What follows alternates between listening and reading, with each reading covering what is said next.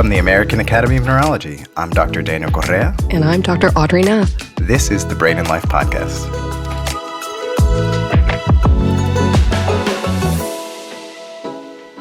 When Hurricane Maria hit Puerto Rico in 2017, David Begnaud was on the scene doing a ton of reporting for Puerto Rico. Where were you then? Oh man, I was trying to find out information about how my family was doing. I mean, I have family throughout the whole island. Unfortunately, many people had to evacuate or were stuck in their houses. Thankfully, my family was okay, but so much changed in the island after that. So I remember watching the news pretty intently at that time as well, and remember seeing David Begnaud, who is a veteran journalist, doing a ton of reporting then. And so I got to talk to David Begnaud, not about this particular news story, but about his own neurological condition. So I didn't realize this at the time, but David Begnaud has Tourette's syndrome. Right before we recorded the episode with David Begnaud and our conversation, the night before, actually, he had gone viral on Twitter in telling a story about his Tourette syndrome and what it was like to have his tics while in a very confined space of an airplane. The person next to him then, instead of ignoring him or maybe asking a question about if he was okay, she took pictures of him and moaned and groaned and twisted. And he felt that humiliation that he felt as a child, but instead of acting out or yelling, he wrote, because he writes, and he tweeted this from the sky, and it really resonated with a ton of people around the world. Yeah, I mean, it's such a challenge, the stigma of different neurologic diseases, and especially the ones that have such a visual impact. It's amazing that he opened up so vulnerably to the community to share his own experience. And it's unfortunate that more people just don't ask for some more information or accept the reality that Absolutely. Not everybody moves and operates the same way. In the same way, for sure.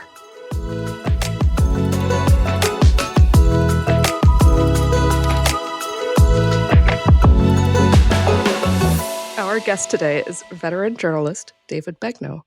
You may have seen him on CBS Mornings as the lead national correspondent, and his reporting on Hurricane Maria in Puerto Rico in 2017 earned him the prestigious George Polk Award for public service.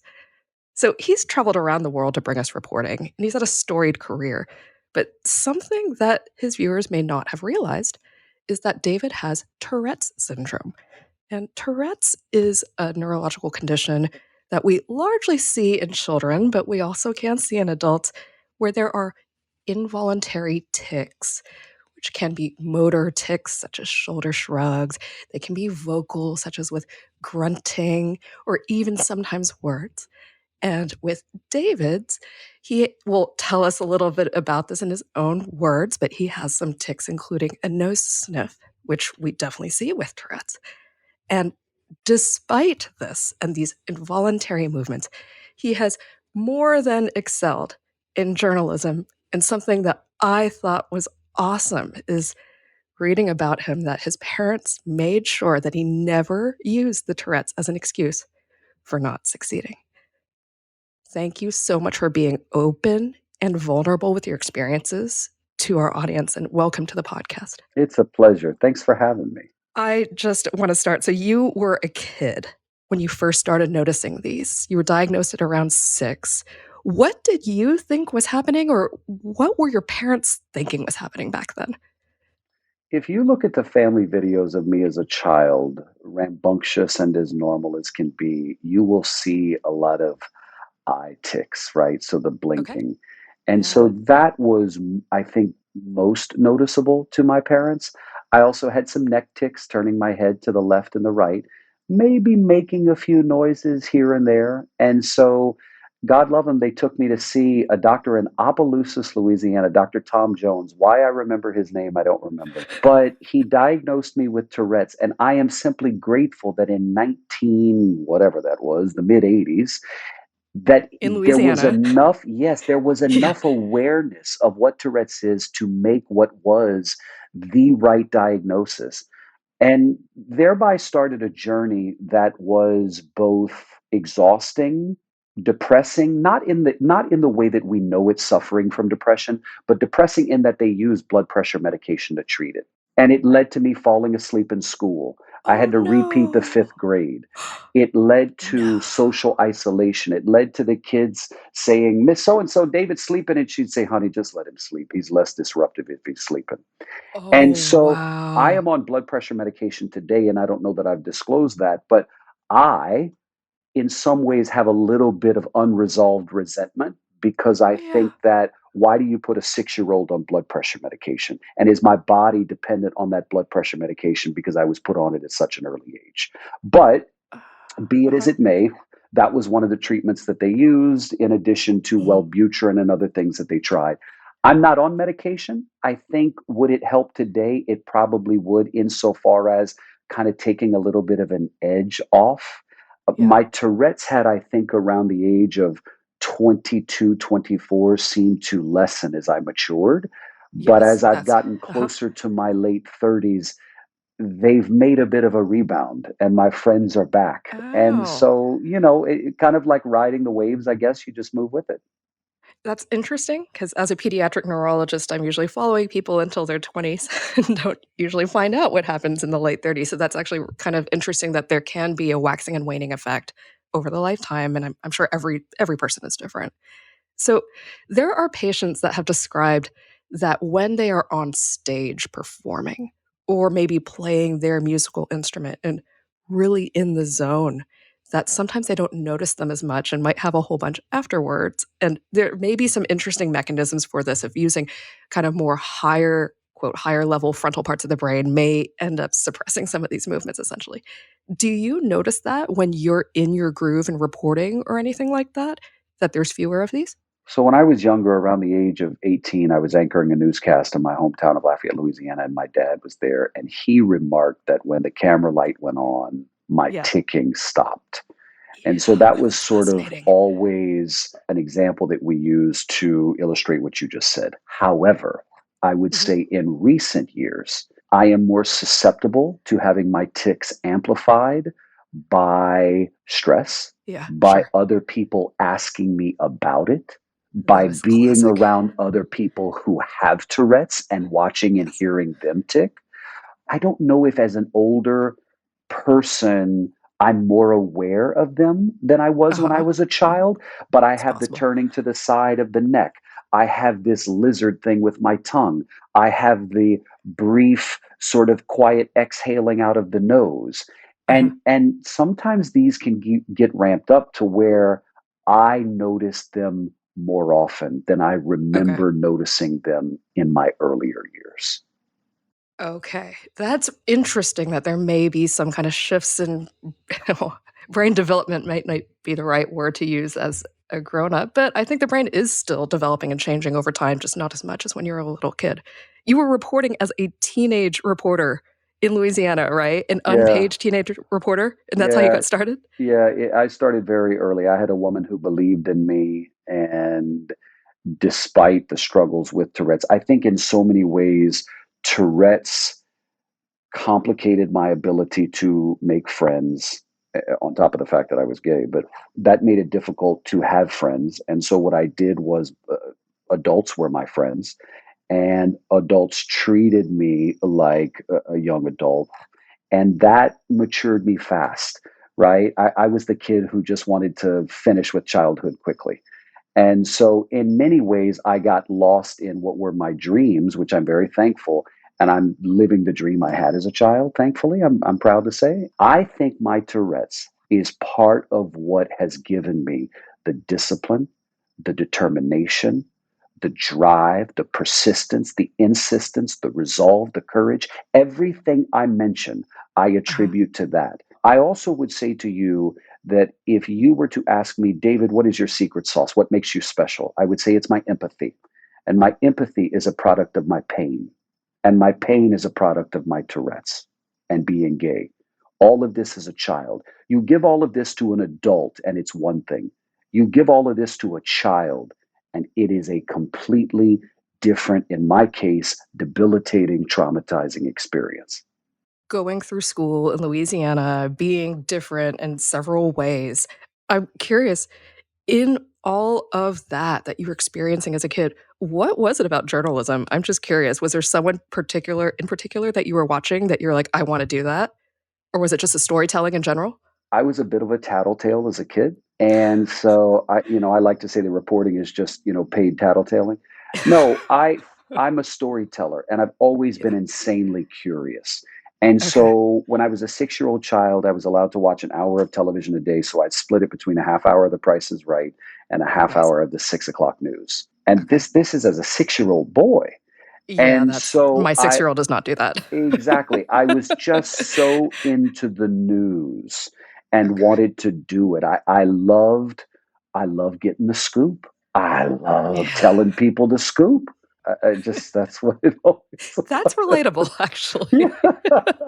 Right? I just want people to hear that in case there's any kids out there listening that you can have a dream as a little kid and then make your way there. I know that's not completely related to Tourette's, but I just want everyone to hear that, no matter how big that dream is. So, you mentioned that you were trialed on medications. And, even now, decades after you were diagnosed, yeah, we do still use some of those medicines I think you were referring to, such as clonidine, which can lower blood pressure. There's a few others. There's also other medications that have some pretty significant side effects that are used as antipsychotic medications that can also be used in really severe Tourette's. So, how did you process that? Okay, my way forward here is either just to have these tics and continue to be ostracized or to be trying some of these things that have some really heavy duty side effects. And what did your parents think about that? I had the clonidine patch that I would wear, Uh-huh. and they would Yeah, we still do that. watch me fall asleep, and they would see it, and that's why I had to repeat the 5th grade, and I changed schools 4 different times because I was so disruptive with my Tourette's and all that. But despite the way I describe it, I had and still have what I would call a mild case, a Yeah. persistently mild case. And Yes. so I was never on the antipsychotic medication, and it was kind of like you can take it or leave it. My parents opted to take it. And sadly, medicating me made life easier for everybody else, but it made me in Oh, many ways a yeah. walking zombie. So I'm not sure that to the satisfaction of others, if it actually amounted to a gratifying experience for me, a self soothing experience for me. In many ways, I mean, sleeping wasn't helping anything. We No. needed to help in the moment when I was actually there. That's not to fault anybody. I want to be clear. I'm just saying Yeah. that was the process. It was clonidine, then it was Wellbutrin, maybe it was Lexapro for a minute, and then I think I was off medication at around the age of 18 by choice. Uh-huh. And I will deal with my tics today through meditating in the moment, through removing myself from a stressful experience, Right. and in other ways, to be honest with you, allowing myself to simply be. And what that Yeah. means is sometimes ticking on TV. And I'm okay with that. I'm okay with that. How did that go over initially as you started getting bigger and bigger and bigger jobs? Was that something that you discussed with the producers? Like, hey, this is me and this is it. Don't go out of your way to edit this out. Like, how did that work? No, I never really had a conversation with anybody. And again, back in the day, I seem to remember that they were never visible on tape, on Huh. camera. But then within the last 5 years, they have Uh-huh. become quite visible. And I'm not sure if that's me just really settling into who I am and being okay and proud of it. And I've had a demonstrable uptick. I don't know. But a few years ago, there was an opportunity for me to basically disclose that I had Tourette's, with the idea being I want to provide a space for people to see me and say, if Yes. he can be, and if he is, there's hope for me, because I know what Yes. that would have meant to my younger self. So that's why I did it. it Yeah. was it was very freeing for me. In the attempt to help other people, I also gave freedom to myself. And so people who had no clue found out.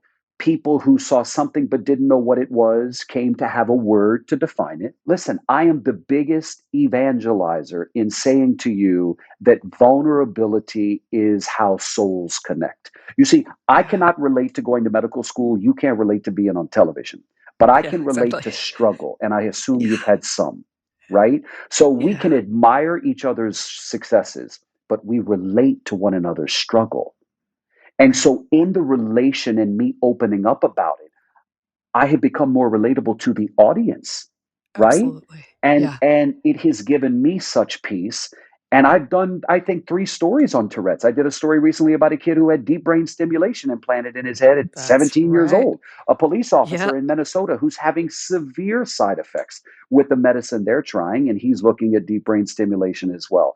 I've used it as a way to not only be honest about myself, but to educate, inform, provide a safe space for. I'm proud of the reporting we've done around Tourette's. I really am. I mean, I just saw a video the other day about this guy in Scotland who is a remarkable singer who has Tourette's. There's a video that just popped online and everybody's sending it to me. David, have you seen it? David, have you seen it? So I sent it to my producer. Wow, using your platform in that way. And I will say it's not just in the stories that you've done, but even on Twitter. This popped up on my feed that you spoke about your own experience. I think this was yesterday about being in an airplane and having your tics and what that experience was like and how it felt for the person next to you to be staring, to be annoyed, and to give us a glimpse into what that feels like.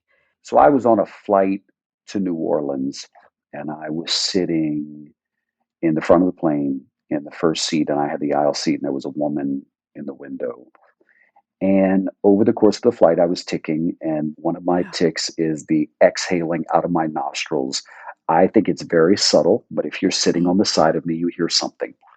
Initially, I gave her the grace and I thought, oh, she probably thinks I have COVID, right? So she took out a mask Okay, and she used fair. my, okay, no problem. I wasn't That blowing my makes sense. nose. I wasn't wiping my nose. I'm like, okay, but I had my earbuds in, my sunglasses on. And over the course of this 3 hour flight, she devolved into having a bit of a conniption fit. And she started to take pictures of me. She was twisting in her seat. She'd go up to the bathroom. She'd come back. She would make faces. She would sort of wave her hands at me. And I acted as if I was Whoa. ignoring it, but I could Yeah. see it out of my peripheral vision. And I could see she was sending the pictures and texting them to people. But I want to say this to you about that experience. That experience for me was the first time since I was a child that I felt humiliation and I started to question Yeah. who I was. And I want to explain what those feelings were like and what they Yeah, did to please. me. As a child, I remember feeling humiliation and wanting to run or Yeah. building a wall and just putting on a pretty face in the moment, right? A big smile. As an adult, we can walk away from uncomfortable situations. I couldn't That's because right. I was on an airplane. And so my first Mm-hmm. feeling was, that's okay. It'll be fine. I'm going to ignore her. Then my next feeling was, I'm really feeling humiliated and this really doesn't feel good. And then my next Yeah. feeling was hearkening back to childhood. And when Yeah. we are humiliated, we want to lash out. And of I course, love now that. having the emotional responsibility and literacy as I do as an adult, I knew that that wasn't the right thing to do. But Yeah. I had a moment where I wanted her to feel the pain I was feeling in terms of humiliation. I didn't know what to do. And so I wrote. I did what I do. I told a story in the moment. Yeah. And that was soothing to me. It was soothing for me to write that because I couldn't get away from her. And I was feeling like that 6 year old who was being bullied at school because that All over was my again. childhood, 100%. Yeah. So it was quite a moment. I hope to never have that again. I'm being very honest with you because these are Yeah. human emotions and we should be Absolutely. Yeah. honest and not lie about it or try and mask it. And then I finally Yeah. arrived at, well, I'm going to put it in writing. That was soothing to me. And there's been such an outpouring of love I that saw. I will Yeah. end what I'm telling you by saying this: vulnerability is the blessing we give to each other. Yeah. It is a blessing to someone else for them to experience your vulnerability. Remember that. I love that. I mean, you're using your platform in a way that, yes, I saw there was a number of really high profile people that were giving support, but there's also kids and families and 100%. little people out there that see your feed and will say, oh, wow, I've had that happen to me. And to see that from you is huge. I didn't realize that you wrote the tweet in that moment. In the moment. Yeah. Yeah, thank you for sharing that. It's also interesting that you hearken back to what the mindset was like as a kid, but with the insight that you have as an adult, it's almost like you're kind of reparenting your former self, is kind of what it sounds like. And that is a blessing because what I don't want to do is erase or forget the past. You see, my awareness of the past pain is what continues to help evolve the empathy that I have today. Because again, you cannot have empathy toward another human being if you have not experienced some type of pain. Yeah, So I yeah, don't want to act like a child.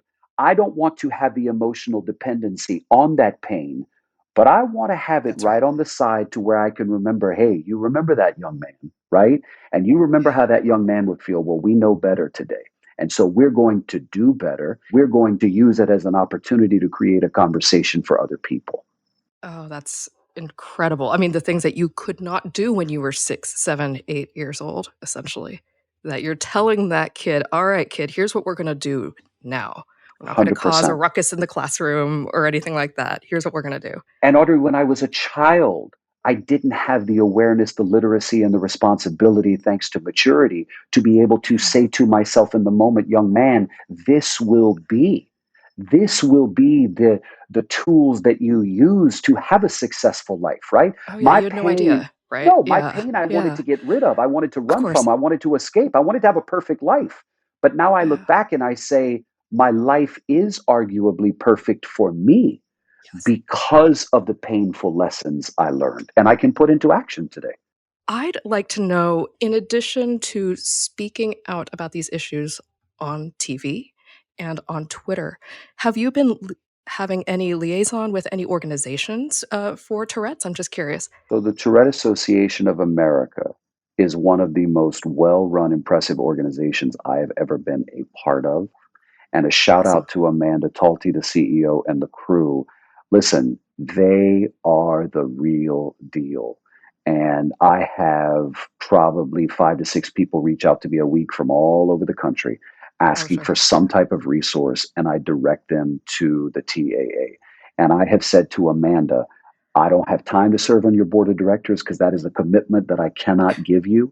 But what I Sure. do have time to do is amplify, tell the stories of, be an ambassador for, and just be a face that you can rely on to help you. That's all. There's all kinds of people seemingly coming out and talking about Tourette's. I'm like, what is going on? Like all of a Ah. sudden, and I think it's what it always is. It's not that all of a sudden more people are being born with Tourette's.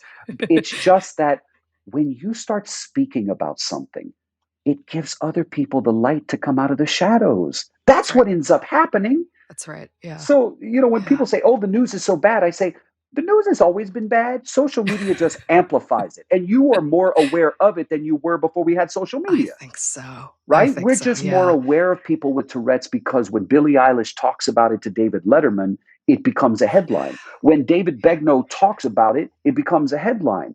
Well, then that's us using our platform as a public service. And I want to be a part of that. Something that you mentioned that I thought was interesting is that over time as an adult, you've learned that there's different strategies. You can try to remove yourself from a stressful situation. There's Yeah. kind of different coping mechanisms. And one of them, and I just thought this was interesting the way that you phrased it, was just letting it be.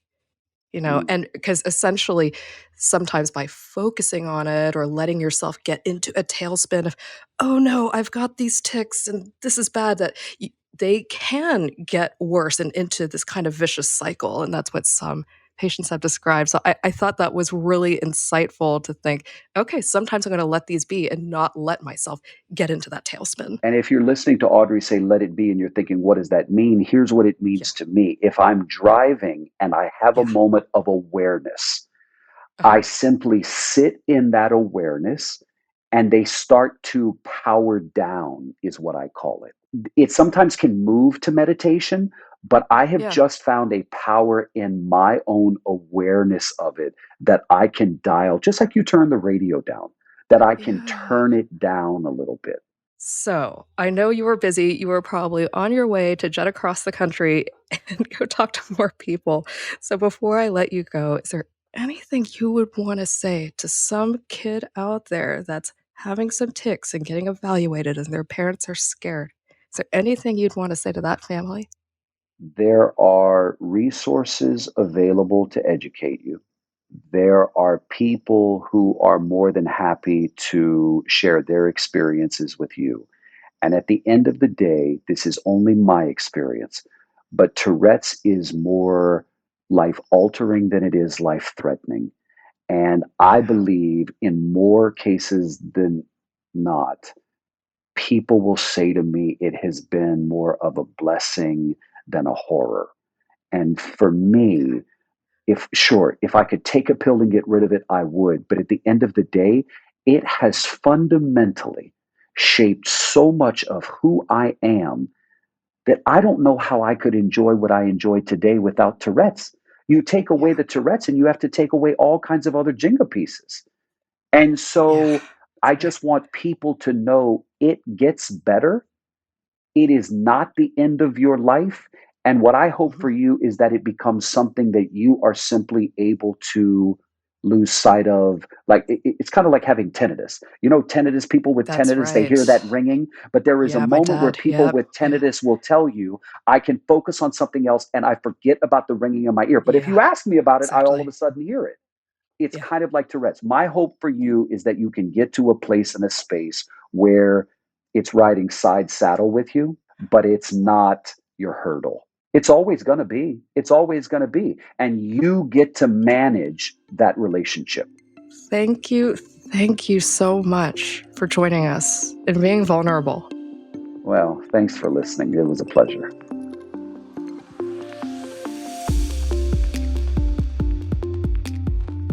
Is there a neurological condition you want to hear more about on the podcast? We want to hear from you. You can call in anytime and record a question at 612 928 6206. Stay tuned in the next few weeks for episodes where we talk with people living with Parkinson's, epilepsy, stroke, and migraines, as well as some of the rarer neurologic conditions like Charcot-Marie-Tooth disease.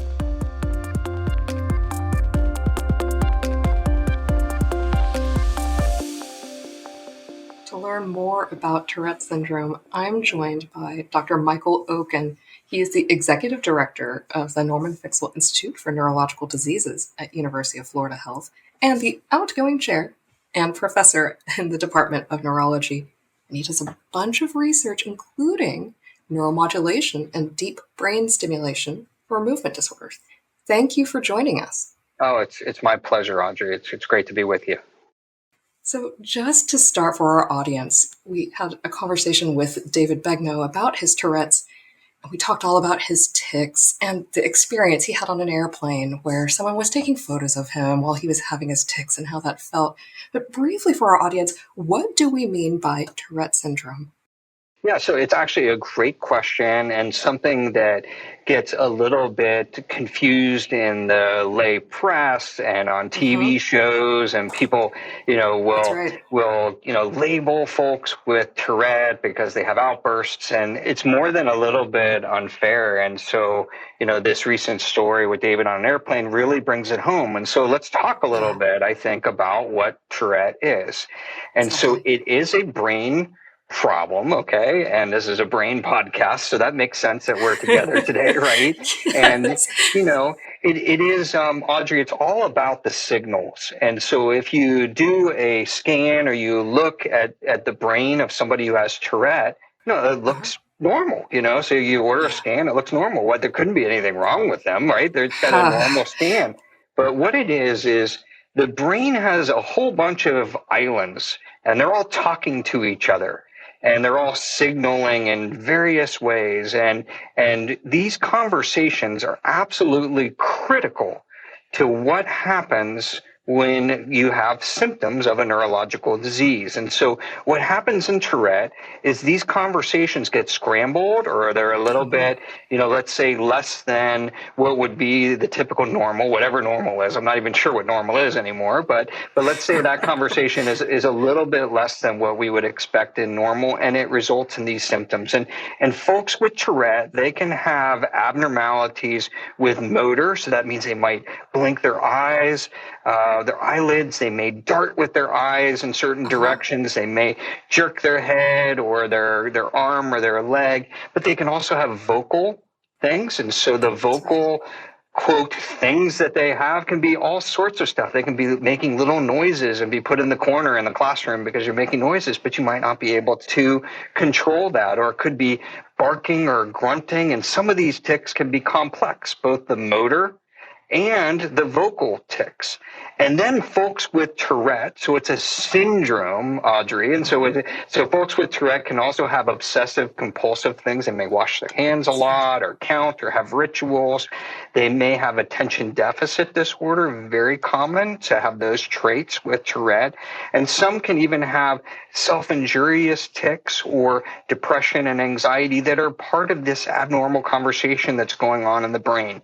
So in summary, it's a syndrome that has to do with abnormal extra movements. They can be motor or vocal, but also behavioral issues.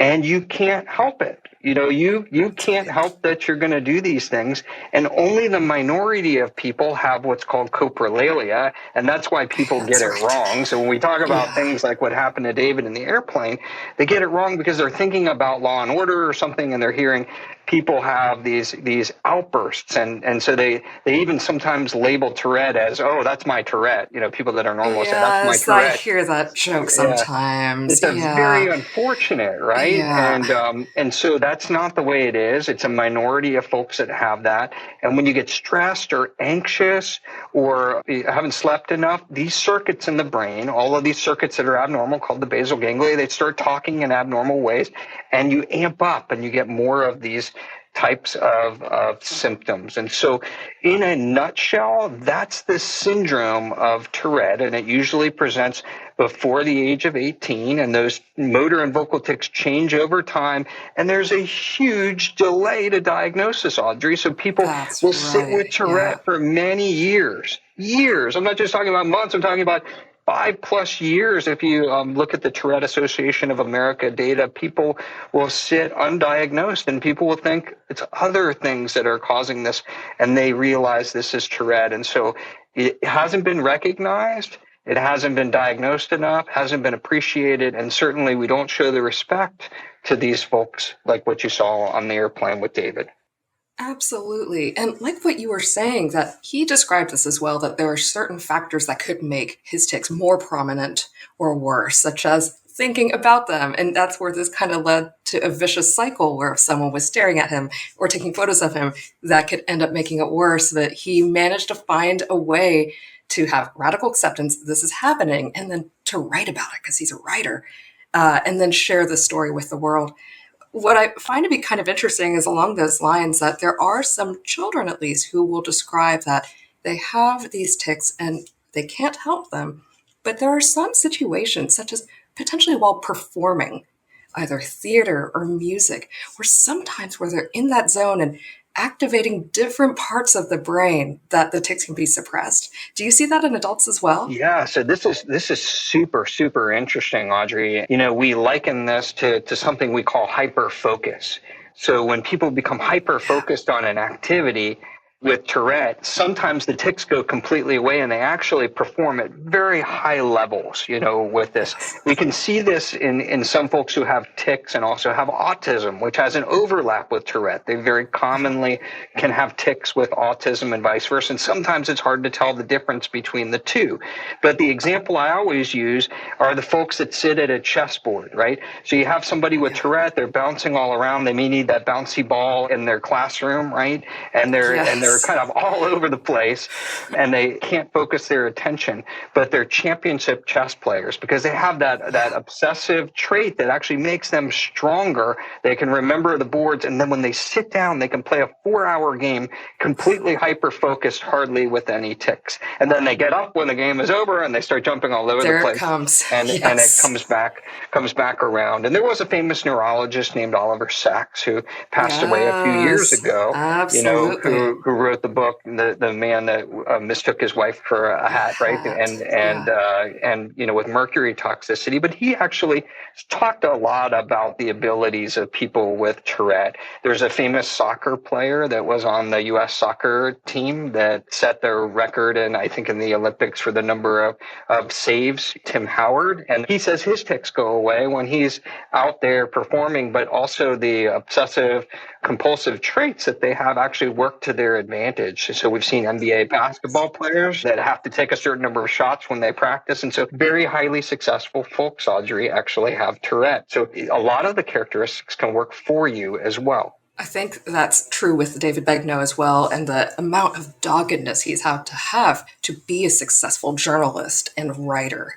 I think it all does go together, and it's kind of a neat example of a neurological condition that has disadvantages and things that make life difficult, but also on the flip side can have advantageous traits as well, which is really interesting. He was telling me about some medications that he took that were very sedating for him and how difficult that was and how alienating it was to be so groggy.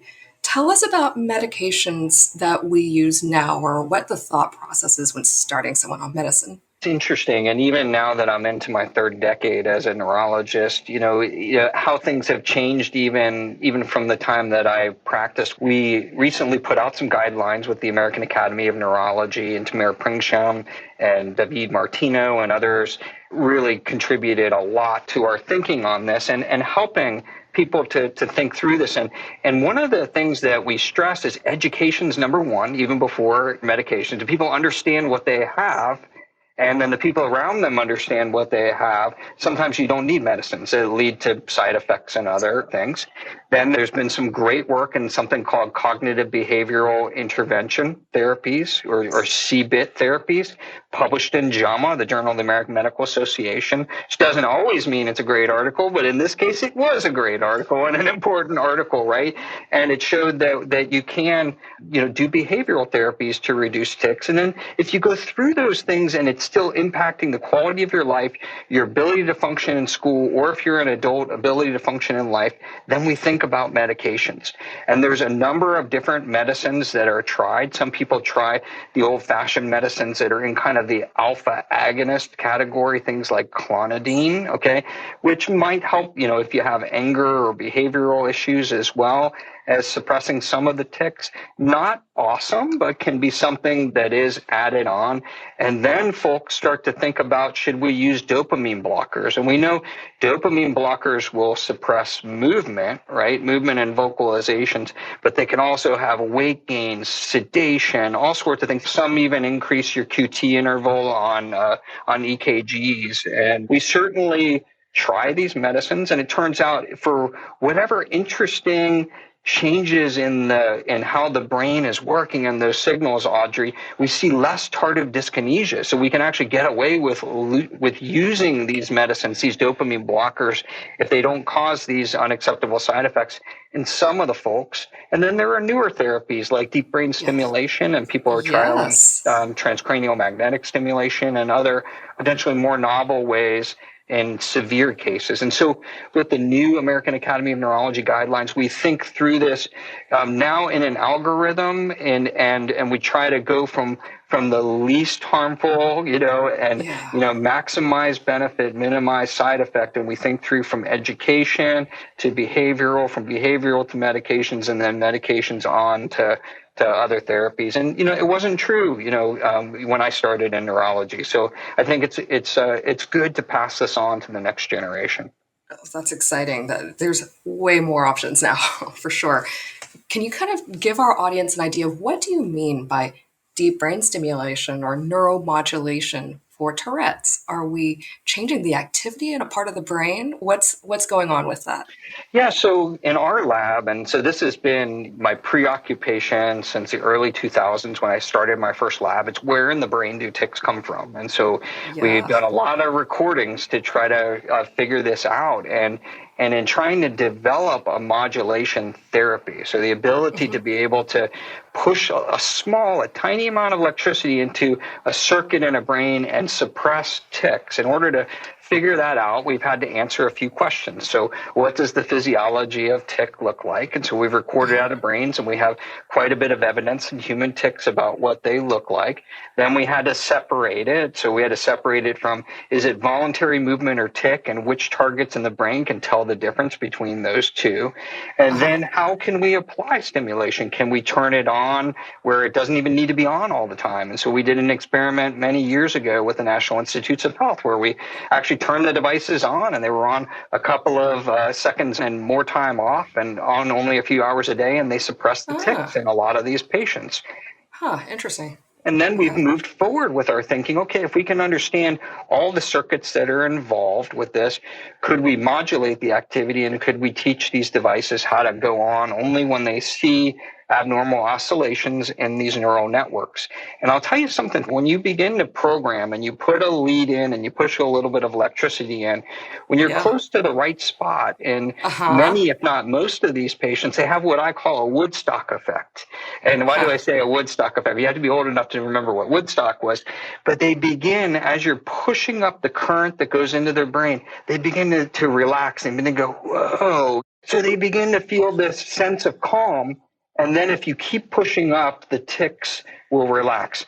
And many folks, Audrey, who have tics have what's called a premonitory urge, a sense that they need to move. And when they make that movement of the tic, they actually feel better, okay? So what's interesting as we learn about them, and then we begin to tinker, if I can use that word, I hate to say we tinker with people's brains, but we begin to tinker with these circuits and push electricity and try to understand how this all works and fits together, we can actually modulate and suppress many of the motor tics and the vocal tics, and much of what we've done across many targets, and we run an international database through the Tourette Association of America. It's published in the Journal of the American Medical Association's Neurology Journal, JAMA Neurology. It's a publicly available database. You can see all the outcomes from all over the world.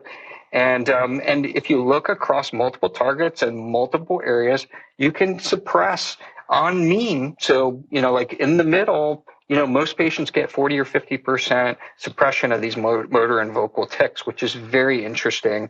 And it's often associated with these reductions in anxiety and urge. It's really fascinating, and it's an interesting journey.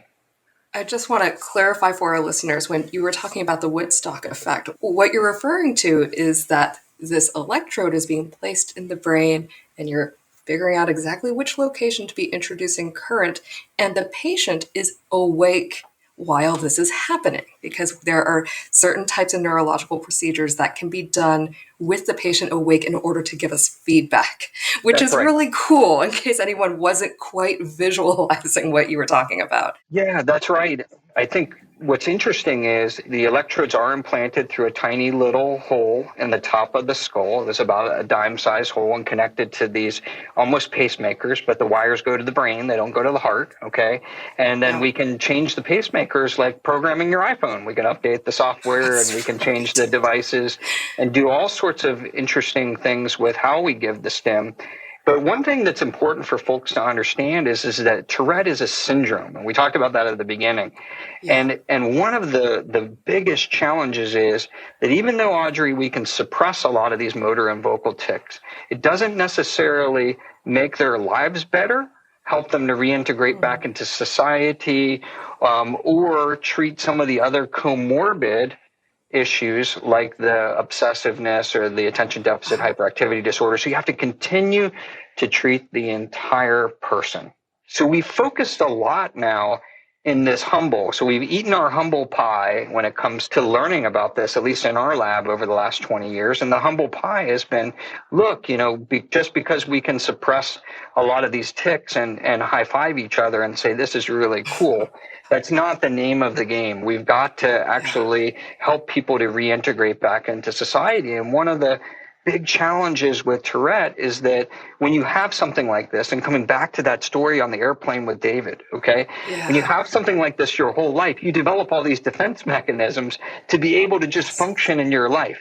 So then if we take away all the tics that are there, it doesn't necessarily change contextually how you during your formative years have learned to deal with society and job and all of these things. And so reintegration is a real challenge. And this is the challenge of being human, Audrey. So I would like the listeners to hear from you in the future. What are you hopeful for? Or if there is a patient out there that's just getting diagnosed, what would you want them to know? My hope is that when there are symptoms, that our pediatricians, our general neurologists, our parents, our folks out there can recognize the symptoms earlier, because, most of these Tourette kids are very high IQ and they're going to do really well. And if we can identify and we can erase the stigma and help the people around them to know it's okay to have Tourette, we can provide them with a much better chance of a successful life, no matter what therapies we choose. There are also going to be many people who don't need meds and don't need behavioral therapy if we got on there early, because of the natural history of Tourette. So the majority of people, the Tourette's going to spike up, early on and then through adolescence and early adulthood, and then it's going to begin to wane back. And they might actually end up with more of the behavioral features, and then maybe they get sick or stressed or anxious, and then it comes back up like it did in David, like as an adult. Or somebody didn't know they had Tourette, and they turn 60 or 65, they lose a spouse, they go under a lot of stress, they start ticking, and they say, why is this person ticking? And then you go back in the history and you realize they had Tourette when they were younger, a younger case of Tourette, and they were put in the corner or other things. Yes. So my biggest hope, Audrey, is the humanity. The humanity is my biggest hope. We can help to get these things diagnosed early. We can create humanity for these people and help the public to realize that having Tourette isn't a negative, okay? It can be a positive. Everybody has different skills. Everybody's got a superpower, they say, to add. And many of these Tourette folks have superpowers in the way that they do things, whether it's Tim Howard or whether it's David as a super reporter, right? There are a lot of superpowers for these folks, and we need to help them to integrate. The other issue that I hope is resolved is we've been very vocal about availability of devices and availability of treatments, and I'm very worried in Tourette because we still don't have an FDA approval, and device companies have now become shy about doing what's called humanitarian device exemptions. Insurance companies don't want to pay for these devices. So we are going to have a generation, not just in Tourette, but we're going to have a generation of people with rare and diseases that are smaller, or groups of larger diseases like Tourette, where we actually have innovated the answers for people and we can't get them to people. And this is evolving in Tourette. It's evolving in obsessive compulsive disorder. And so we've been vocal advocates in the journals and at meetings, and really trying to get behind the advocacy piece of creating something. The FDA rules on this are like 20 years old. The laws are really old.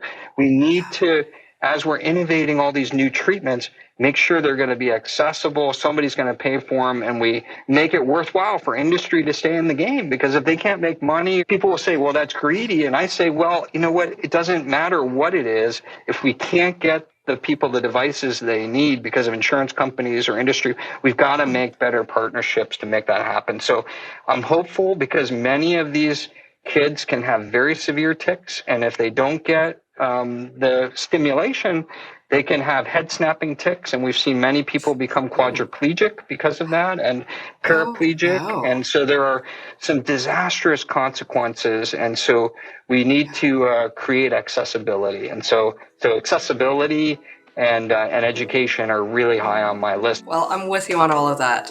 Thank you so much for joining us today. Oh, it's my pleasure to be here, Audrey. Thank you again for joining us on the Brain and Life podcast.